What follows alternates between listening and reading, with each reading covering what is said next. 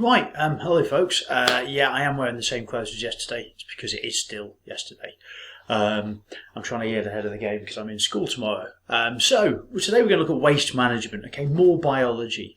Particularly we're going to look at the effects really in terms of pollution on the growth of the human population. We're going to look in really three cases. We're going to look at air pollution, water pollution and land pollution. So this is what you need to know, right? Copy and paste direct from the syllabus. You need to know that more resources are used, more waste are produced, leads to more pollution.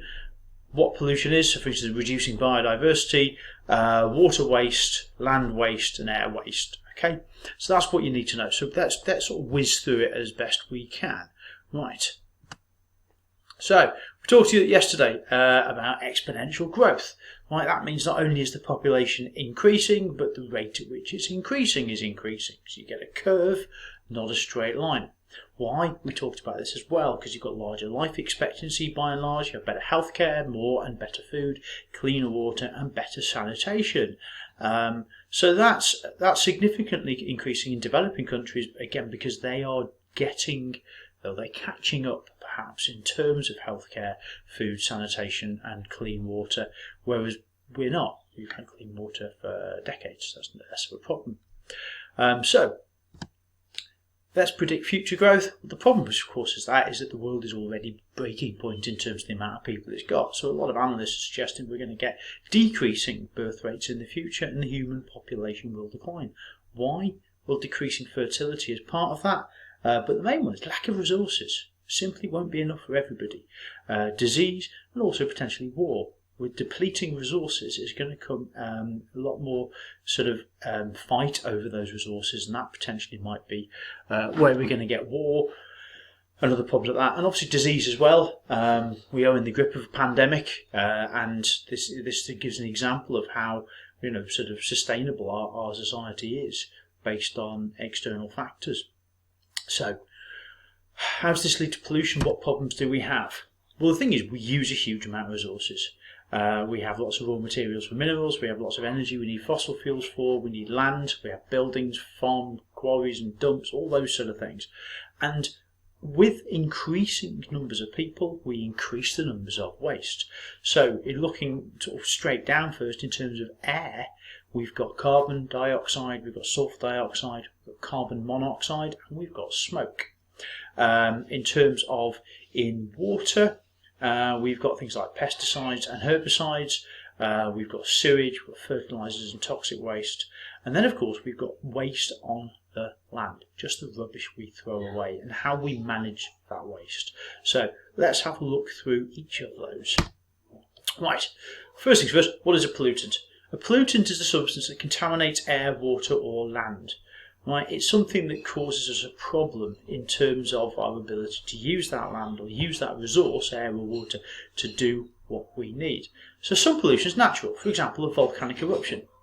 When the mass extinction event that wiped out the dinosaurs occurred, one of the theories is that so much ash was thrown up in the sky it blocked out the sun. That ash wasn't meant to be there, that's a pollutant, and it caused a mass extinction event. So pollutants can either be non-biodegradable. Plastics are a good example. The microplastics in the ocean are a great example, or a really terrible example, probably a better word, of a non-biodegradable pollutant. Other ones are things like pesticides. DDT was a very famous pesticide that didn't sort of decompose very easily, so accumulated in food chains and had huge environmental effects. DDT is now banned for that reason. But then you've got biodegradable sewage as well, so things like sewage, because they're only going to be damaging if they go into the environment at a faster rate that they can be removed, they can decompose. So those are the two main types of pollutants. So how do we measure pollution levels? Well, one way we can do that is things called indicator species. Various organisms will survive in different levels of pollution, particularly in water. So looking at the biodiversity in an ecosystem will particularly tell you how polluted that ecosystem is. So for example, lichen is very sensitive to sulfur dioxide. So in areas where there's lots of pollution and lots of fossil fuels being burned, lots of vehicle use, you'll find less lichen. Areas that have much lower pollution, you'll see more lichen. So indicator species are very important, and you will probably get some questions in the exam we get relating to data handling involving indicator species. And it's very much, these are the species there, these are the levels of pollution they can live in, match them up. Right, that's the sort of thing with it, and I'll show you some questions related to that later. So let's look at them in order. Air pollution first. Right, human activity causes huge numbers of pollutants. There's noxious gases. They're things that are going to cause us problems. Carbon dioxide, we all know, is linked to global warming. Sulfur dioxide and nitrogen oxides are pollutant gases that come out the back of car exhausts, and we did that in chemistry back in module 2. And they lead to acid rain, which we'll come on to in a second. Particulates are things like bits of soot particles that come out, and they cause problems, things like photochemical smog and stuff. And again, they come out of internal combustion engines. Air pollution has massively increased since the Industrial Revolution. Since we started realising we could burn fossil fuels and make machines happen, we've now started to create huge amounts of air pollution as a result of that, and that's led to global warming, acid rain, ozone depletion, which we're going nowhere near today, and smog. And there are serious health implications there. So, probably the one that everyone's most familiar with is global warming, and we've looked at global warming and the greenhouse effect. Global warming is an increased greenhouse effect. It's caused by higher levels of greenhouse gases, carbon dioxide, methane, water vapour, and to an extent nitrous oxide. The big three are CO2, CH4 and H2O. Carbon dioxide is the one that we are directly responsible for in the main. We burn lots of fossil fuels, we release lots of carbon dioxide. And that in turn has a knock-on effect to the others, which we won't go into today because we did that in module 2. But what is the greenhouse effect? To remind you, we get energy from the sun. This is shortwave infrared radiation, heat radiation, shortwave. What happens is that passes through the atmosphere, it warms the surface of the planet. The surface of the planet radiates some of that heat back into space at a longer wavelength. You can see the difference in wavelengths.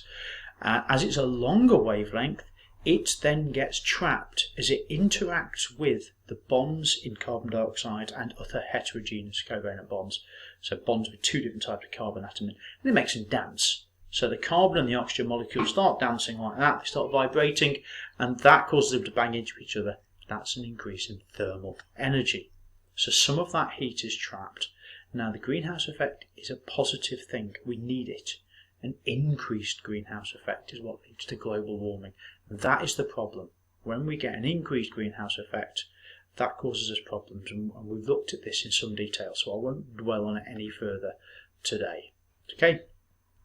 But that's caused by human sort of expansion.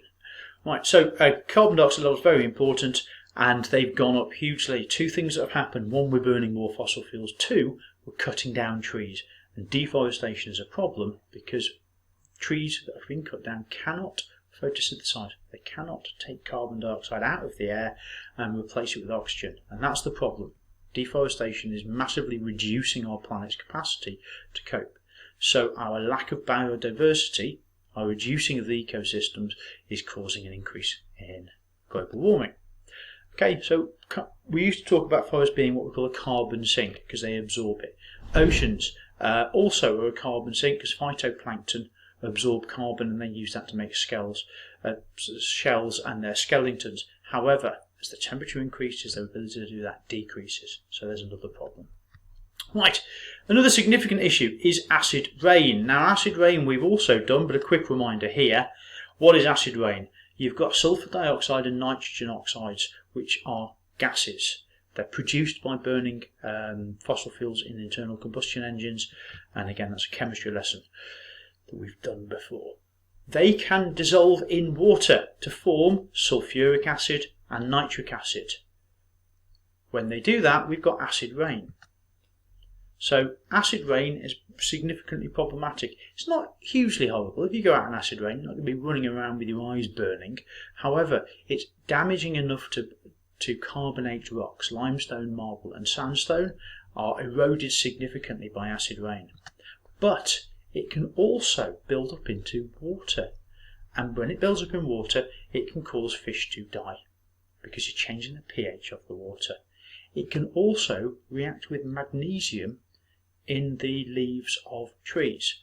And magnesium is one of the vital elements involved in photosynthesis. So that causes real problems. So acid rain causes massive problems. And pollution in one part of the world will spread all over the planet. So it's a real issue environmentally. Okay, what about water pollution? Well, the main bit of water pollution is sewage and also fertiliser use.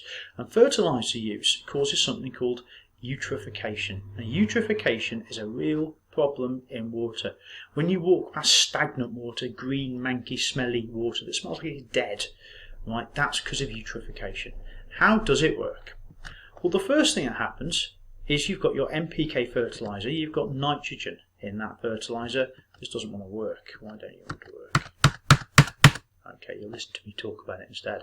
So water, rain washes the fertiliser into the water. That's great. You want more fertiliser in the water, particularly nitrates, and that will, go on. Nah, it doesn't want to work. That's going to cause those plants to grow. When those plants grow, they're going to take oxygen out of the water. That means that there's not enough oxygen to sustain other life, so the plants and the fish start to die. They also clog up the water, so the water cannot flow easily. So oxygen cannot get into that water. Fresh oxygenated water cannot get in. That causes eutrophication. So I'll put that in order for you on the next slide. Whoops, here we go. So ping, let's put it in order. Fertilisers wash into the water. Algae starts to grow rapidly and that blocks out the light. Plants below the surface of the water die. Oxygen levels drop as microbes feed on dead plants. Fish and invertebrates die from lack of oxygen. That's eutrophication. It's a significant problem in water. Right. What about land pollution then? Right, well, land pollution really is the rubbish we throw away. So we've got two different types. We have solid waste and we have chemicals. Now herbicides and pesticides and various other industrial wastes can get into water, and that's a significant problem. Heavy metal pollution in certain parts of the world means we can't build on them, so you can't build on actual industrial sites in a lot of cases. But the main thing is the solid waste. Right? How do we get rid of solid waste? Well, we throw away billions of tons of it, and that's the problem. So how do we get rid? There's really three different methods mainly for if you include the decomposable stuff. Landfill, which is cheap, find a hole in the ground, fill it with rubbish. Incineration is the one that you find at Stoke-on-Trent by the Betfred Stadium, is it, I think? And that involves incinerating the waste at high temperatures. It can produce toxic chemicals, but the energy can be used to produce electricity. And recycling means you can reuse those materials over and over again. So, what are the pros and cons of each? Well, recycling is great. However, it's even better if you don't use as much waste in the first place. Stop using plastics if you don't need to. Get rid of single-use items. But recycle if you can. Glass, plastic can be recycled. Metal certainly can be recycled. Try not to send things to landfill. That's another significant issue as well. Incineration of plastics is fine because it's sometimes easier to do that than it is to recycle them. However, the best thing to do is try to reduce landfill altogether because it means that land cannot be used for anything later on. So that pretty much covers all of the areas that we've looked at. So it's a bit of a whistle stop through air pollution, land pollution and water pollution. What I will do, because my tech has failed, I'll put up a better resource to look at eutrophication in a bit more detail. I'll put that as a link below. Other than that, have a go at the questions and give me a shout if you get stuck. Otherwise, I'll see you all soon. Take care.